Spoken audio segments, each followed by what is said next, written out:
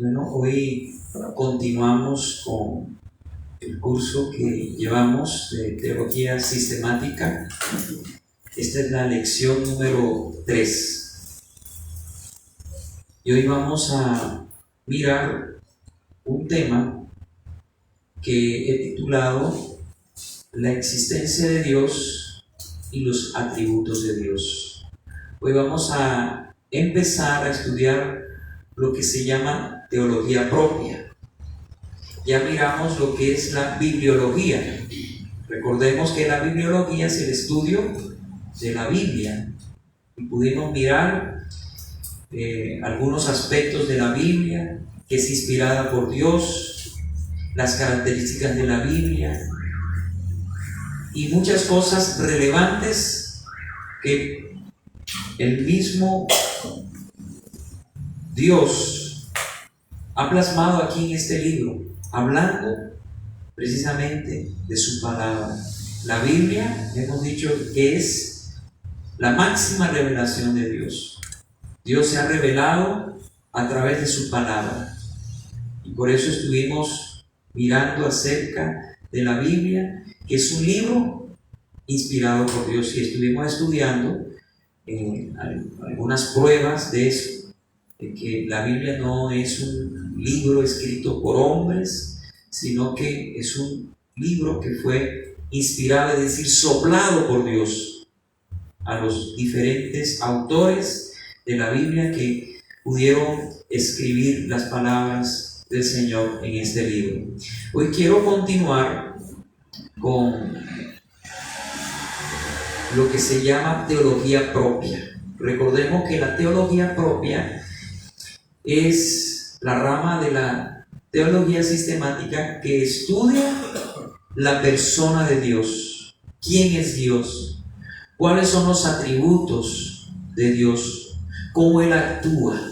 Vamos a hablar de la persona de Dios, pero en general. No vamos a hablar de Dios Padre, de Dios Hijo y de Dios Espíritu Santo, sino de Dios como una persona, ¿sí? De Dios como uno solo, porque Dios es uno solo, pero manifestado en tres personas diferentes. Pero vamos a mirar a Dios como en su totalidad. Entonces vamos a mirar hoy, vamos a hablar para comenzar acerca de la existencia de Dios.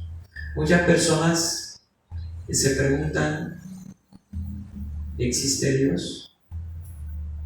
¿Cómo saben ustedes que existe Dios? Hay personas, hermanos, que dudan de la existencia de Dios. Hay personas que niegan la existencia de Dios. Y dependiendo de cada uno, pues se han presentado 4 posiciones filosóficas entre los hombres con respecto a la existencia de Dios. Hay cuatro posiciones frente a la idea de la existencia de Dios. Vamos a mirar que una posición es el ateísmo, la otra posición es el agnosticismo, ya vamos a ir mirando cada uno de estos términos. En tercer lugar, el rechazo e indiferencia, y lo que se llama el teísmo. Los seres humanos se ubican en una de esas 4 posiciones. El ateísmo, vamos a mirar en primer lugar lo que es el ateísmo. A es un prefijo que significa sin, y teos, Dios, sin Dios. Es decir, que el ateísmo es la posición filosófica que afirma que Dios no existe. Y han habido muchos ateos durante la historia de la humanidad, sobre todo en el siglo XIX, en el siglo XX, como Sigmund Freud. Otro ateo bastante conocido, Friedrich Nietzsche. Filósofos que negaron abiertamente la existencia de Dios. Sigmund Freud, que fue el padre de la filosofía. Friedrich Nietzsche, que fue un filósofo también del siglo XX, ateo. Marx, que fue el fundador del marxismo y que dio las bases para el comunismo y el socialismo. Todos estos hombres eran ateos, no creían en Dios. Pero la Biblia dice que los que niegan la existencia de Dios son insensatos, son hombres insensatos. Leamos el Salmo 53, versículo 1. Dice: el necio en su corazón, no hay Dios. Se ha corrompido, hicieron abominable maldad, no hay quien haga bien. Eso dice el Salmo 53, 1. ¿Quién es alguien necio? Aquel que ha negado la existencia de Dios. O sea, el hombre ha llegado a tal punto de necedad que, mirando todas las evidencias de la existencia de Dios, le ha negado. ¿Se acuerdan ustedes lo que mirábamos hace 2 semanas? ¿De qué manera Dios se ha manifestado al hombre? Primero, en una forma natural, ¿cierto? A través de la creación. Los cielos, dice el Salmo 19, cuentan la gloria de Dios. Todo lo que vemos cuenta y que hay un creador. Dios se ha revelado al hombre desde el principio, a través de su creación, y lo hizo también a través de su palabra. Pero hay personas tan necias que, viendo las evidencias, le niegan, porque su corazón se ha corrompido. Hay seres humanos que tienen el corazón tan corrompido, o sea, tan lleno de maldad, que no les conviene decir que Dios existe, y le niegan. Y se pasan toda la vida negando a Dios. Hace poco murió un científico inglés. No sé si se acuerdan ustedes de ese que estaba en una silla de rueda tullido. ¿Cómo es que se llamaba? Stephen Hawking. Este hombre era muy inteligente. Decían que él podía mirar una hoja de ecuaciones así, con solo mirarla, y él calculaba esas ecuaciones en la mente y decía la respuesta. Era un hombre brillante. Decían que era el reemplazo de Albert Einstein, que fue el que postuló la teoría de la relatividad. Este hombre, Stephen Hawking, este hombre era muy brillante, pero algo que él decía es que Dios no existía. Ese hombre se había amargado tanto contra Dios, contra ese Dios que él mismo negaba, porque él desde joven empezó a tener una enfermedad degenerativa y empezó eso cuenta la esposa. Cuenta la esposa de este hombre, que era intelectualmente muy brillante, pero moralmente enano, al negar a Dios. Este hombre empezó con esta enfermedad desde los 22, 23 años, a degenerarse. Eso fue una enfermedad que lo fue consumiendo y lo postró en una silla de ruedas. No podía ni moverse, ahí hablaba con dificultad. Este hombre era un ateo. Podía ser inteligente, pero era un hombre necio, corrompido. ¿Y cuánta gente así no hay? Desde el siglo XX, siglo XXI, filósofos ateos. Cuando miramos nosotros en la cuna de la filosofía, allá en la edad de los griegos, Aristóteles creía que había un ser supremo. Platón, Sócrates, todos estos filósofos creían que había un Dios. Pero los filósofos estos del siglo XX y 21, la mayoría de ellos niegan a Dios porque son necios, se han corrompido. Entonces esta es una corriente en la cual algunos seres humanos, en su amargura, en su corazón corrompido, se han situado. Soy ateo, no creo en Dios, Dios no existe. La segunda posición, vayamos atrás al cuadro, está el agnosticismo. El agnosticismo, mire cómo se escribe con G, agnosticismo. A significa sin, gnosis, conocimiento, sin conocimiento. ¿Qué postula esta posición filosófica? Ellos enseñan de que es imposible llegar a conocer si Dios existe o no existe. O sea, es algo que está en el aire, es una pregunta que todos hacemos. Bueno, Dios existe. Ellos dicen, puede que sí, puede que no. Nadie puede saber eso. Nadie puede saber si Dios existe o no existe, porque es algo que trasciende la mente humana. El mundo natural, ¿cómo puede uno saber? Dicen ellos. No lo sabemos. Ellos no es que lo nieguen, no es que nieguen la existencia de Dios, pero tampoco lo afirman. O sea, ellos dicen, puede que sí, puede que no. Nadie puede saber. Por eso se llama agnosticismo. Esa es una de las posiciones, sin conocimiento. Es imposible llegar al conocimiento de la existencia de Dios. Eso es lo que ellos afirman. En tercer lugar está el rechazo o indiferencia. Hay otro grupo de seres humanos en el mundo que rechazan a Dios. Son indiferentes a Dios. Ellos dicen, hay un Dios. Ellos no niegan que hay un Dios. Sí, ellos dicen, hay un Dios, pero este grupo de personas le rechazan. Viven como si no hubiera Dios. ¿Cuántas personas usted nos ha encontrado así?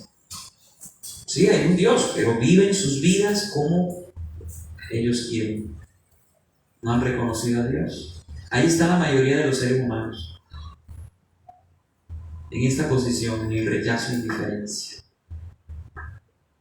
Yo creo que todos venimos de esa corriente. Creíamos que había un Dios, pero vivíamos como si Dios no existiera.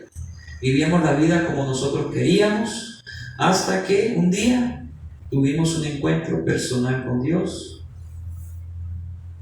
Y allí nos arrepentimos, creímos en el Señor Jesús, fuimos salvos, bautizados con el Espíritu Santo, etcétera, etcétera. La mayor parte de la gente viene de esa corriente. Algunos son agnósticos porque se han convertido a Cristo. Hay muchos ateos también que se han convertido a Cristo, científicos sobre todo, que se han convertido a Cristo porque han visto que la misma ciencia afirma que la Biblia es verdadera. ¿Sí? Y el cuarto y última posición es el teísmo. Teos es Dios, es decir, ellos creen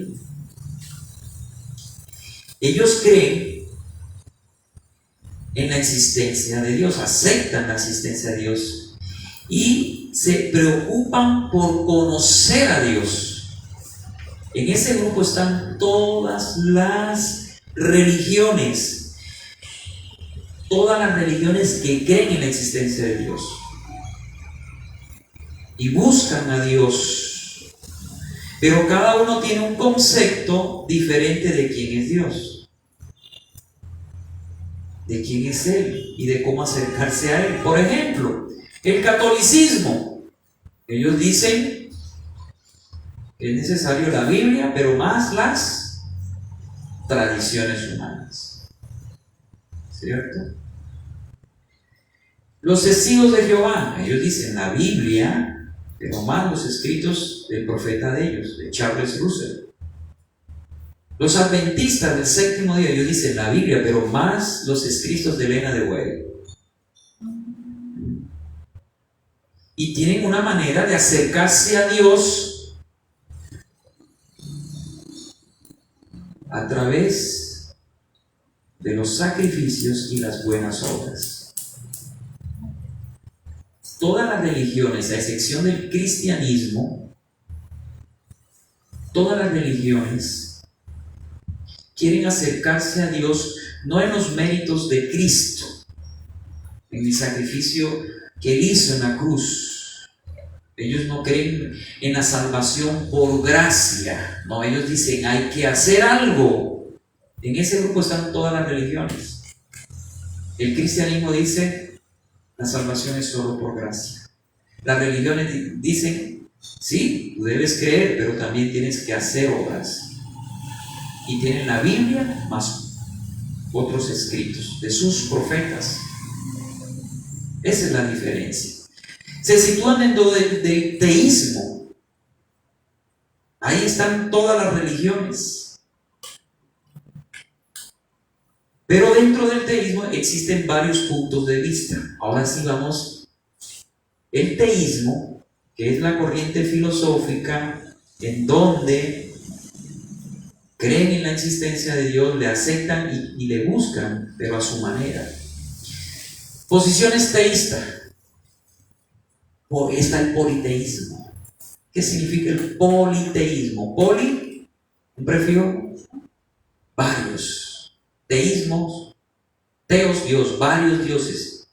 Dentro del teísmo está el politeísmo, que ellos creen que hay varios dioses. Dentro del politeísmo está, por ejemplo, el hinduismo. El hinduismo creen actualmente, estoy hablando de una religión actual, creen en más de 6.000 dioses. El hinduismo. Como en la antigüedad, en Egipto, por ejemplo, en el dios Ra, Osiris, ¿sí? En la cultura griega, ellos creían también en varios dioses, como era Júpiter. Creían en Júpiter. A ver, ¿qué otro dios griego? ¿Han visto un poco de películas de ciencia ficción? Zeus, ¿sí? Eran dioses griegos y hablaban de semidioses, es decir, mitad hombre y mitad Dios. Ellos creían en varias divinidades, politeísmo. Pero también hay otra corriente que es el panteísmo. Mire, y en la actualidad hay mucha gente que cree en esto. Y por eso es tan importante que nosotros estudiemos estas corrientes filosóficas para que sepamos lo que mucha gente cree en su ignorancia por desconocer las escrituras. El panteísmo, esta es la creencia que todo es Dios. Todo es Dios. Esa silla es Dios. Ese árbol es Dios. Aquí venía un señor que era que creía en el panteísmo. Él decía que todo era Dios. El aire, los árboles, el sol, la luna, todo es Dios. Esa es la creencia del panteísmo. Ahí está el hinduismo. El hinduismo cree en esto. Además de que son politeístas, también son panteístas. Politeístas porque creen en varios dioses, pero son panteístas porque creen también que todo es Dios, que todas las cosas son Dios, que hacen parte de Dios. Ahí está el hinduismo, está también la nueva era. Ahí está todo eso. Ellos creen en eso, de que todo es Dios. Y algo derivado de esto es el panenteísmo.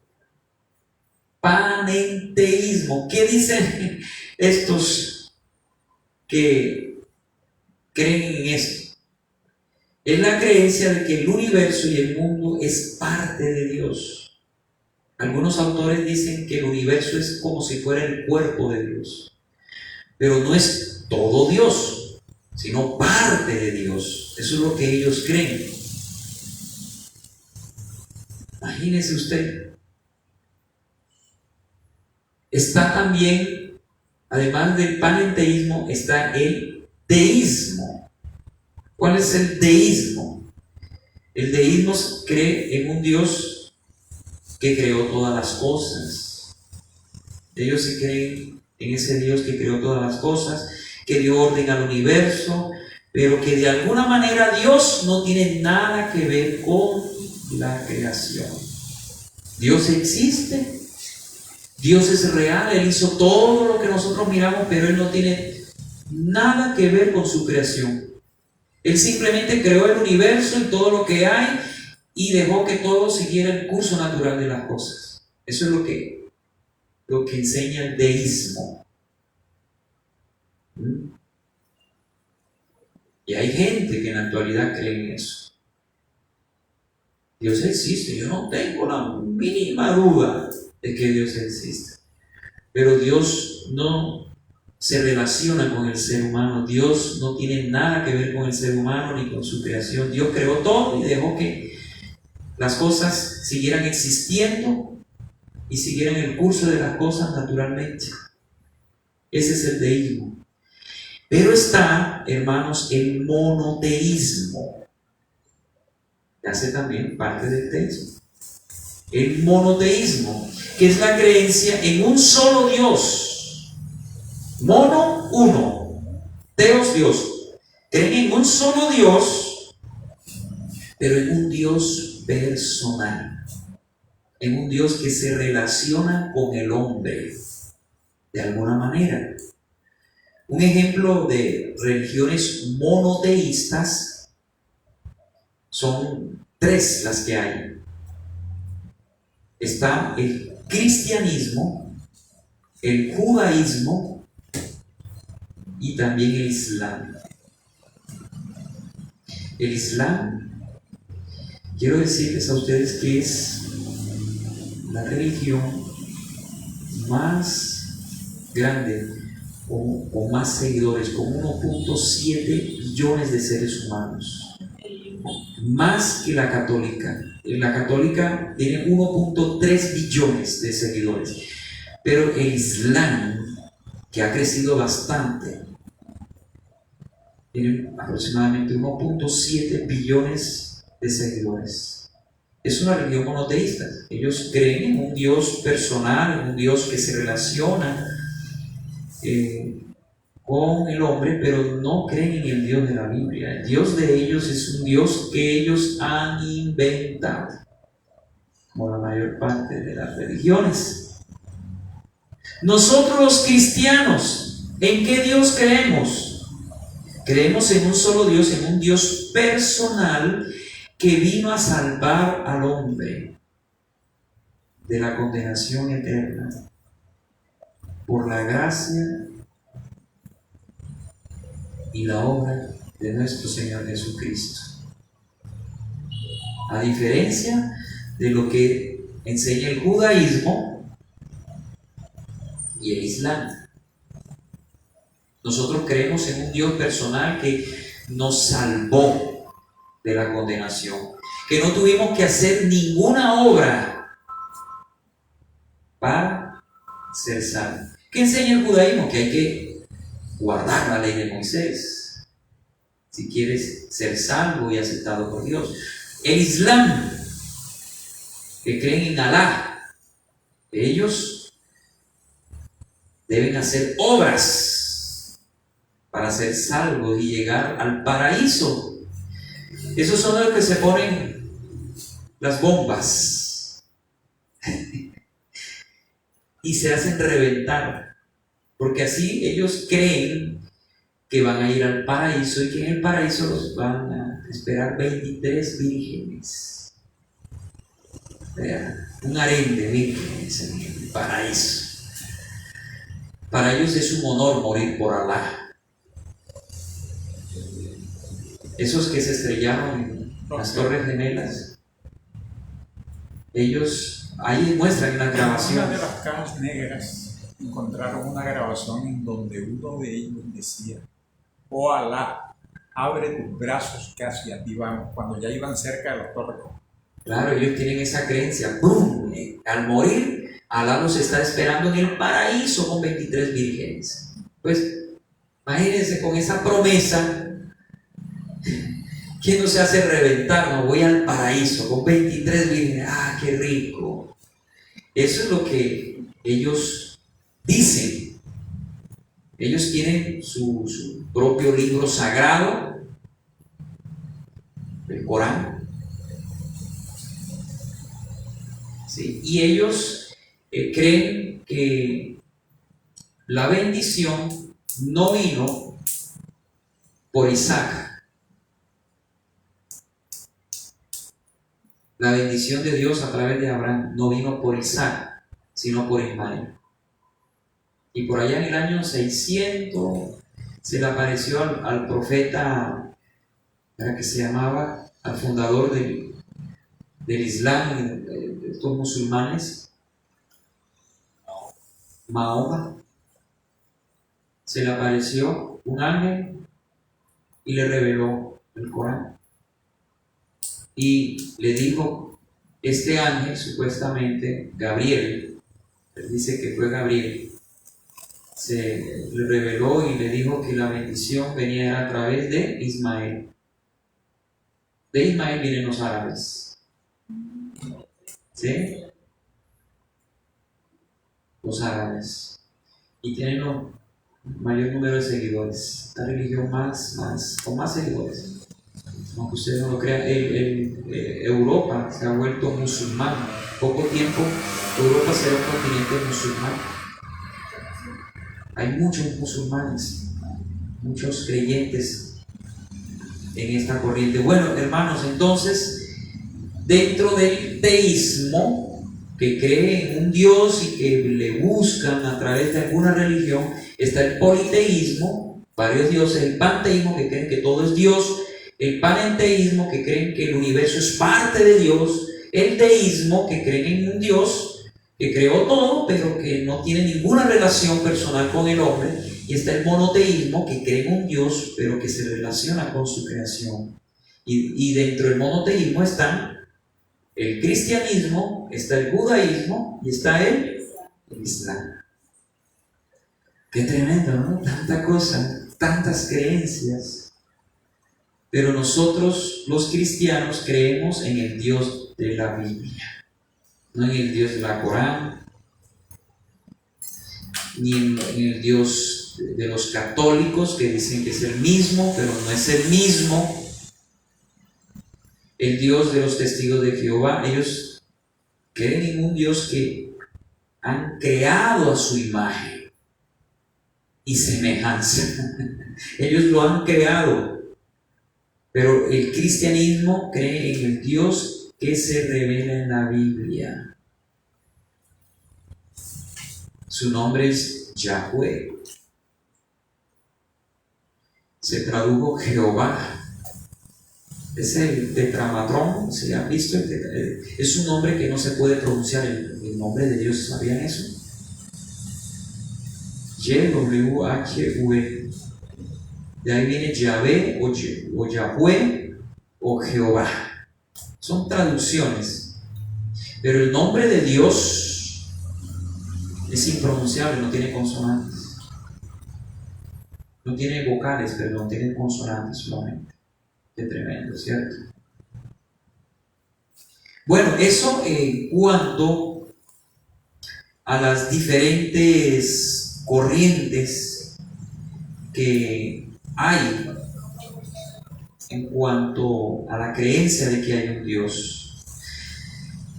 Hermanos, dentro del cristianismo creemos en un Dios bíblico y que se ha revelado a nosotros en la Biblia, y es de ese Dios que vamos nosotros a estudiar en este curso de teología sistemática. De ese Dios que se ha revelado a nosotros a través de su palabra. Sin embargo, vamos a hablar un poco de cómo podemos estar seguros de que este Dios existe. Y para eso vamos a hablar de algunas pruebas de la existencia de Dios. Algunos hombres se han tomado la tarea de buscar pruebas razonables para probar la existencia de Dios, porque hay muchos que niegan la existencia de Dios. ¿Cuáles son estas pruebas o argumentos de la existencia de Dios?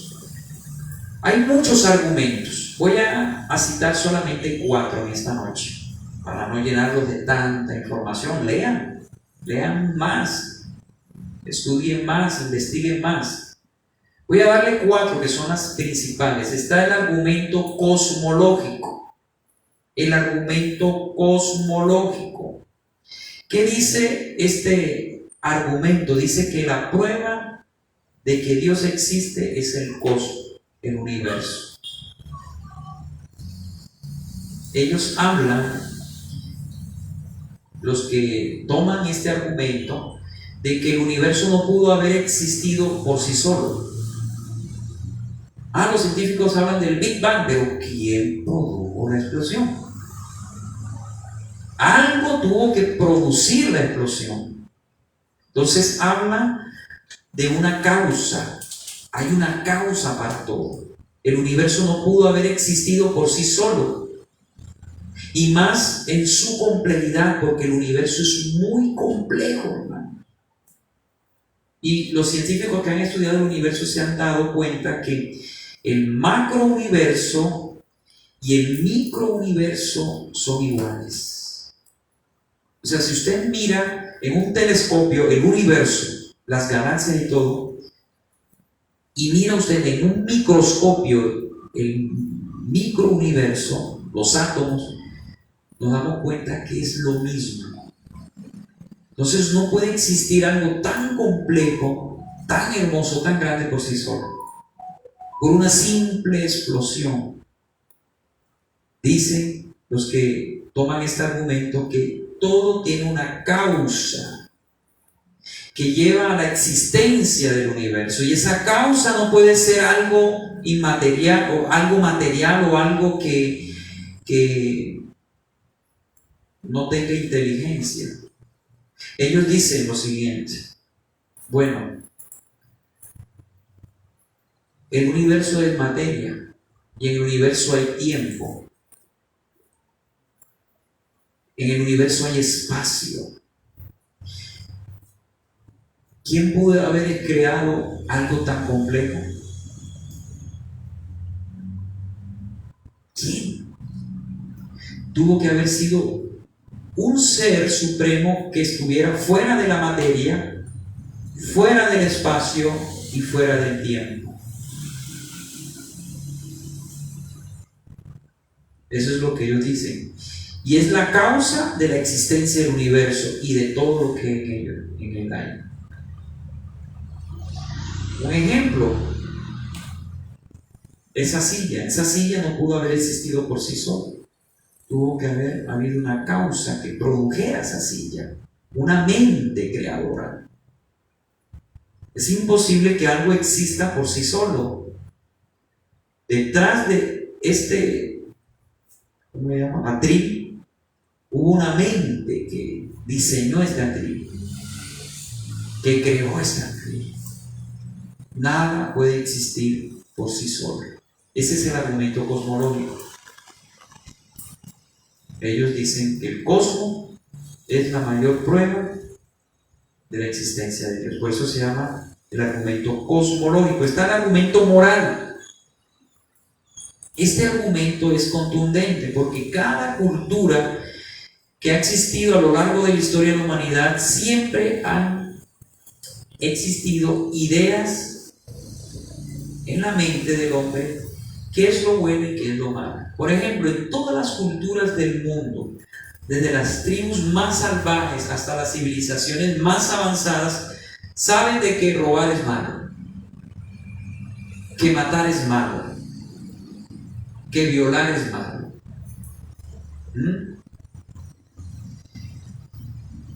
Por más salvaje la tribu, saben de qué es lo bueno y qué es lo malo.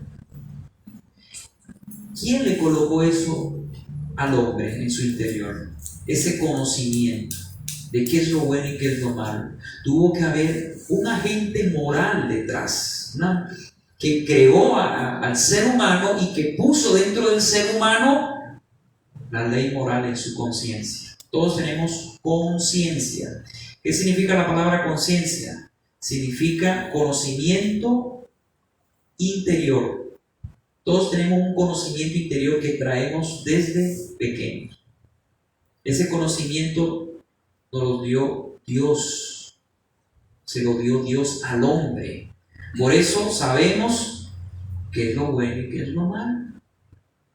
Tú a un niño, tomas un niño ya que haya pasado de la inocencia, porque hay un momento en que los niños son tan inocentes que no saben discernir entre lo bueno y lo malo, pero pregunta a los niños de 8 o 9 años si robar es malo.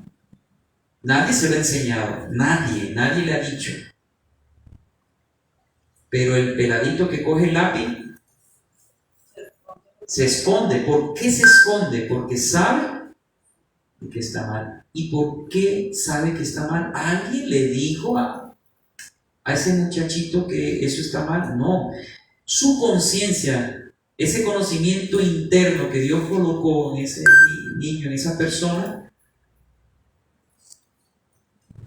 es el que le dice eso está mal. Mire, desde pequeño los peladitos. Mire, yo he visto peladitos pequeños, como Matías. Cuando hacen algo malo, ¿qué hacen? Se esconden. Se esconden. ¿Por qué se esconden? Porque saben que hicieron mal. ¿Y por qué saben que hicieron mal? Porque tienen un conocimiento interno de qué es lo bueno y qué es lo malo. Y son tan conscientes que hasta ellos mismos lo corrigen a uno. Claro. Uno hace algo bien. Y ellos lo corrigen hasta uno ya viejo. ¿Sí? ¿Quién le dijo al niño qué era lo bueno y qué era lo malo? Todo ser humano viene ya con una conciencia de qué es lo bueno y qué es lo malo. ¿Sí? Sobre todo cuando llegan los niños a una edad del conocimiento, que ya pasan de la inocencia a la conciencia. ¿Sí? Entonces este argumento es fuerte, hermano. Si no existiera Dios, entonces no hubiera moralidad y cada quien haga lo que le dé la gana, no hubiera leyes, no hubiera nada. Pero la prueba de que Dios existe es que hay una moral. Hay una moral. Que el hombre se ha ido en contra de esa moral, que es diferente. Pero hay una moral y todos sabemos que matar es malo, que robar es malo. Todos lo sabemos. Nadie nos lo dijo. Simplemente lo sabemos, porque Dios colocó ese conocimiento dentro de cada una de sus criaturas, aún de los animales. Sea un perrito, cuando la hace, se orinó en la cama, se esconde. Se esconde. ¿Quién le dijo que eso era malo? Hasta los animales tienen conciencia de lo que es bueno y lo que es malo. Eso es prueba de que Dios existe. Hay otro argumento que es bastante fuerte, que yo no lo quise anotar, pero lo voy a decir. El argumento cultural o social. Todas las culturas, todas las sociedades, por más salvajes o civilizadas que hayan sido, han creído en la existencia de un Dios. Han creído en la existencia de un Dios. Los griegos buscaban a Dios en las cosas. Los egipcios miraban al cielo. ¿Por qué el hombre siempre ha mirado hacia arriba? Sea cual sea la cultura. Todas las culturas han sido religiosas, ¿sí o no? La egipcia, la china, la griega, etcétera, etcétera. Todas las culturas han sido religiosas. Siempre han creído en algo que está más arriba. ¿Cómo sabe el hombre de que hay un ser supremo? Porque dentro del ser humano, dice Eclesiastés 3, está la eternidad de Dios. O sea, Dios colocó en el ser humano la eternidad de Dios, el conocimiento de que hay un Dios. Lo que pasa es que el ser humano, como no conocen al Dios de la Biblia, terminan adorando un tronco, o el astro rey, o la luna, etcétera, etcétera.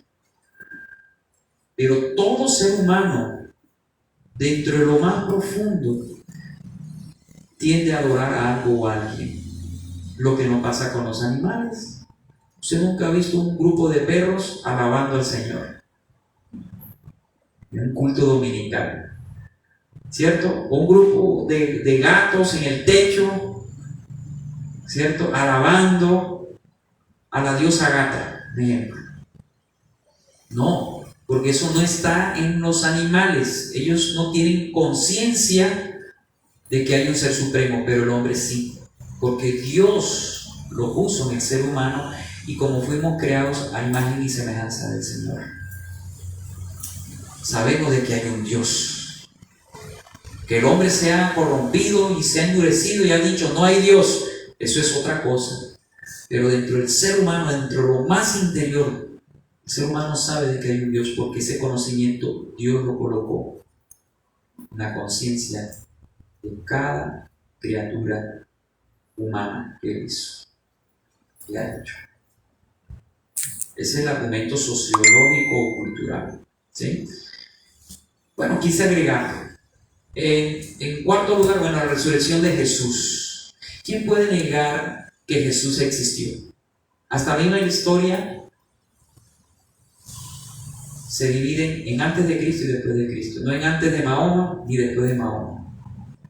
La historia ratifica de que Jesús existió, de que Jesús murió y que Jesús resucitó, porque el cuerpo de él no se encontró. No que lo escondieron los apóstoles o lo incineraron, no.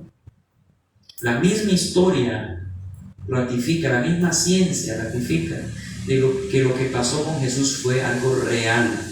La misma ciencia reafirma la Biblia, que los relatos bíblicos, lo que pasó con Israel durante toda la historia, lo que pasó con la iglesia, eso quedó en la historia, eso es real, lo que está registrado en la Biblia.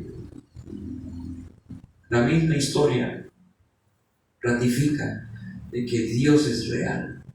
La resurrección de Cristo es un evento tan fuerte que nos muestra de que realmente Dios existe, porque Dios, al levantar a Jesús, estaba dándole la aprobación a Jesús de que él era su hijo y que había ofrecido el sacrificio perfecto. Los judíos pueden negar que Jesús resucitó, pueden decir que se robaron el cuerpo. Eso es lo que ellos dicen. Pero la misma historia muestra de que la tumba está vacía y que eso no fue porque sí. No fue porque sí. En cuarto lugar, la experiencia personal. La experiencia personal. Todos los que hemos tenido un encuentro con el Señor sabemos de que Dios es real. Nuestro mismo espíritu nos da testimonio en comunión con el Espíritu Santo que vive en nosotros. El mismo Espíritu Santo nos da testimonio a nuestro espíritu de que Dios es real, de que Dios existe. Su vida y la vida de millones de seres humanos han sido transformadas por la persona de Cristo. ¿Quién puede negar la existencia de Dios, hermano? Pero el hombre, repito, se ha endurecido tanto que, mejor dicho, argumentan y niegan de que el Señor es real. Por eso dice Romanos, vamos a mirar un pasaje para ir ya terminando. Vamos más atrás. En Romanos 1, 18 al 24. Yo quiero leer este pasaje antes de terminar, porque estamos hablando de la existencia de Dios y las pruebas que hay de la existencia de Dios. Pero a pesar de que hay pruebas, de que Dios existe, el hombre se ha endurecido y se ha levantado en contra de Dios. Miren lo que dice Romanos 1, 18 al 24. Porque la ira de Dios se revela desde el cielo contra toda impiedad e injusticia de los hombres que detienen con injusticia la verdad. Eso es lo que hace el hombre. Niegan la verdad. Son injustos, tan injustos que niegan, rechazan la verdad. Porque lo que de Dios se conoce les es manifestado, pues Dios se lo manifestó, porque las cosas invisibles de Él, su eterno poder y deidad, se hacen claramente visibles desde la creación del mundo, siendo entendidas por medio de las cosas hechas, de modo que no tienen excusa. El hombre no tiene excusa, porque Dios se ha revelado a través de la creación. Él se ha mostrado al hombre a través de lo que Él mismo ha hecho. Pues habiendo conocido a Dios, no le glorificaron como a Dios, ni le dieron gracias. No reconocieron a Dios en sus caminos, sino que se envanecieron en sus razonamientos, y su necio corazón fue entenebrecido. Profesando ser sabios, se hicieron necios, y cambiaron la gloria de Dios incorruptible en semejanza de imagen de hombre corruptible, de ave, de cuadrúpede y de reptil. Por lo cual también Dios lo entregó a la inmundicia, a la concupiscencia de sus corazones, de modo que deshonraron entre sí sus propios cuerpos. Es decir, hermanos, los males que hay en el hombre, en la humanidad, es porque el hombre no ha querido glorificar a Dios, reconocerle a Él. Se han hecho imágenes de animales, también imágenes de hombres, y le han adorado a esas imágenes y no le han glorificado a Dios. ¿Y sabe lo que Dios ha hecho? Los ha entregado a sus inmundicias. ¿Sí? Aquellos deshonran sus propios cuerpos. Por eso existe el homosexualismo. Eso es un juicio de Dios sobre el hombre. Claro, el homosexualismo, el lesbianismo, estas desviaciones. Eso es un juicio de Dios sobre el hombre. Como ellos no le han glorificado, le han rechazado, Dios los entrega a esas pasiones. Dios los empuja a esas pasiones para que se corrompan más. Lea Romanos 1, todo Romanos 1, para que usted pueda entender lo que le estoy diciendo en esta noche, porque no tenemos tiempo para leer todo el capítulo. El origen de los males del hombre es precisamente el no haber glorificado a Dios, el no haberle reconocido, el haberle rechazado a Él, a pesar de que Dios desde un principio se manifestó al hombre por medio de su creación. Por eso existe tanta inmoralidad. Todo eso viene de la idolatría. De la idolatría, de ahí nace todo lo que es todo lo que es homosexualismo y todo eso. Por eso dice que ahí empiezan a deshonrar sus propios cuerpos. Las mujeres dejaron su uso natural, se fueron con mujeres, y los hombres hicieron lo mismo. Eso dice Romanos 1. Y todo eso por la idolatría, porque ellos, en vez de darle gloria al Señor, le dieron gloria a otras cosas creadas. Entonces, hermanos, podemos decir, para terminar, ya continuamos la próxima clase con los atributos de Dios, no alcanzamos. Vamos a estudiar quién es Dios, los atributos de Dios, que va a ser espectacular.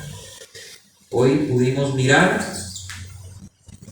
acerca de la existencia de Dios, de las pruebas de la existencia de Dios y las diferentes posiciones filosóficas con respecto a la existencia de Dios.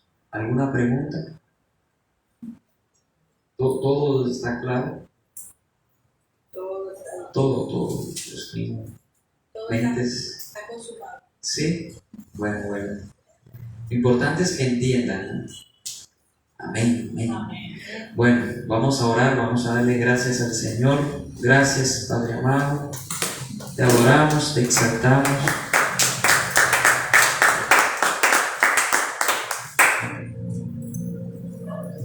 Glorificamos tu nombre.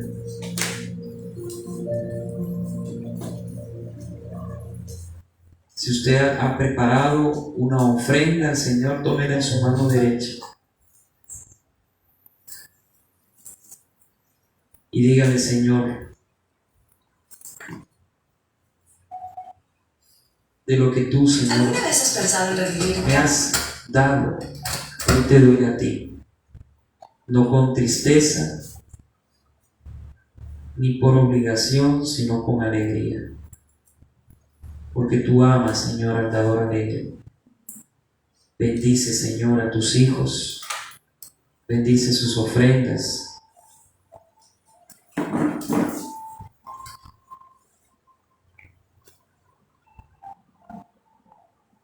En el nombre del Padre, del Hijo y del Espíritu Santo. Amén.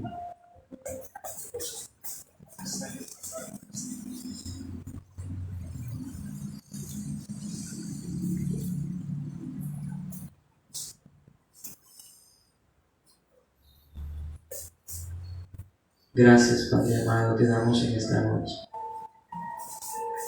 Gracias por tu palabra. Gracias, Señor, porque cada día tú nos enseñas tus caminos. Cuán maravilloso es conocerte. Cuán maravilloso, Señor, es acercarnos más y más a ti. Toca nuestras vidas en esta noche. Llénanos con tu presencia. Sabemos que tú eres real, que tú eres un Dios vivo, que viniste a este mundo, que moriste por nuestros pecados,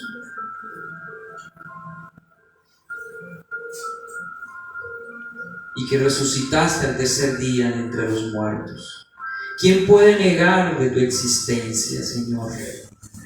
Quien lo hace es porque se ha endurecido en su corazón, se ha corrompido en su corazón. Pero tú eres un Dios real que se ha revelado al hombre a través de su creación, pero también a través de su palabra. Un Dios que se ha manifestado personalmente al hombre a través de Cristo Jesús.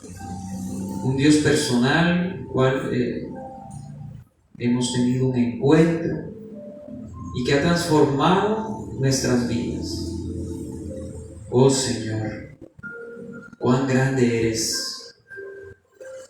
Bendice, Señor, nuestras vidas. Fortalécenos en medio de las pruebas, en medio de las dificultades. Fortalécenos. Bendícenos. Dile al Señor en esta noche: toca mi Espíritu Santo. Ahí en el silencio de tu corazón, dile al Señor: Señor, aquí estoy. Quiero presentarte todas mis tristezas, todas mis ansiedades, todas mis preocupaciones. Ayúdame, Señor. Ayúdame. Ayúdame, Señor. Fortaléceme. Lléname de ti, Señor. Que tu gracia, que tu favor, tu misericordia sobreabunde sobre mi vida. Hubiese yo desmayado si no creyese en tu bondad. Creemos en tu bondad, Señor, por eso nos mantenemos firmes en ti. Creemos en tu bondad, creemos que tú eres un Dios bueno, que aunque andemos en valle de sombra de muerte, no temeremos, no temeremos. Oh Señor, no temeremos, porque tú estarás con nosotros. Toca, Espíritu Santo de Dios, llena nuestras vidas, fortalécenos, coloca todas tus ansiedades delante de Él en esta noche. Llénanos, Señor. Llénanos, Padre amado. Llénanos más, Espíritu Santo.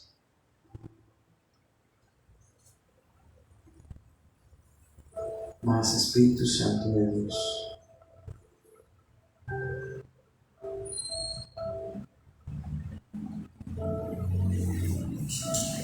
Llénanos, Padre amado.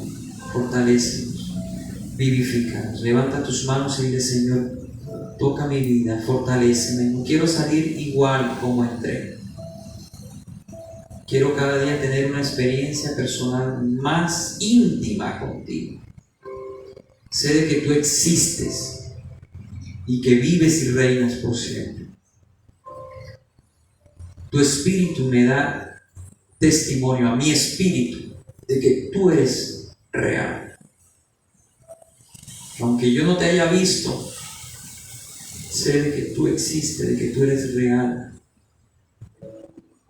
Aunque a veces ni te sienta, sé que estás ahí. Tu palabra, Señor, me alimenta y me fortalece, me ayuda. Ayúdame, Señor. Dile al Señor en esta noche, ayúdame, fortalece, vivifícame.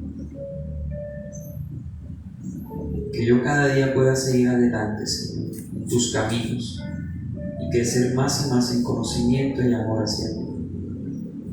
Gracias, Padre. Bendice nuestras vidas, Señor, nuestras familias, nuestros trabajos, la obra de nuestras manos. Ayúdanos en nuestras necesidades. No nos dejes para siempre caídos, Señor. Tu palabra dice que tú no dejarás para siempre caído al justo.